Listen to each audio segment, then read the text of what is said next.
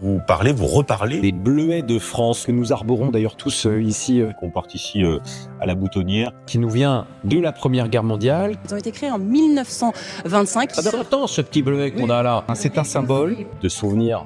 On le doit à 2 infirmières qui ont voulu S'occuper des soldats blessés. L'idée leur est venue à ces 2 jeunes femmes de faire des fleurs en papier, à la fois pour les occuper et pour récolter des fonds. L'organisation accompagne depuis un siècle les soldats blessés, leurs familles et les victimes d'attentats. ce symbole de solidarité à l'égard des anciens combattants, des mutilés de guerre ou des victimes du terrorisme. Les guerres et le terrorisme détruisent des familles entières. On le dit, on le répète, il faut aller sur le site du Bleuet de France pour faire un don. Jean-Jacques Goldman, le chanteur devenu ambassadeur du Bleuet de France. On fait tous partie de la même équipe, il faut être fier de nos couleurs et fier du Bleuet de France. Merci au Bleuet d'être là. L'accompagnement que j'ai plus sur l'après-Bataclan, c'est avec les Bleuets de France.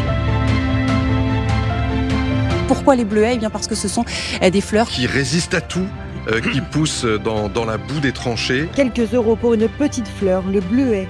Seule note colorée dans les tranchées dévastées il y a 107 ans. En hommage aux morts pour la France, d'une part, mais depuis peu, il y a des victimes civiles de la guerre, donc des victimes du terrorisme, qui ont besoin de cette reconnaissance de la nation dans leur parcours de reconstruction. Le chef de l'État qui arrive très solennellement, Bleuet de France, lui aussi bien sûr à la boutonnière. Et on voit ce bleuet toujours qui est au milieu des drapeaux ici, le Bleuet de France. C'est un symbole, mais pas seulement. Il n'y a qu'ensemble qu'on peut y arriver.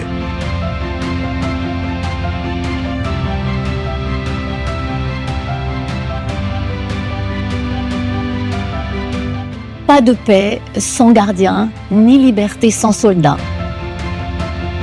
On compte sur vous. N'oubliez pas. Car le Bleuet de France fête aujourd'hui ses 100 ans.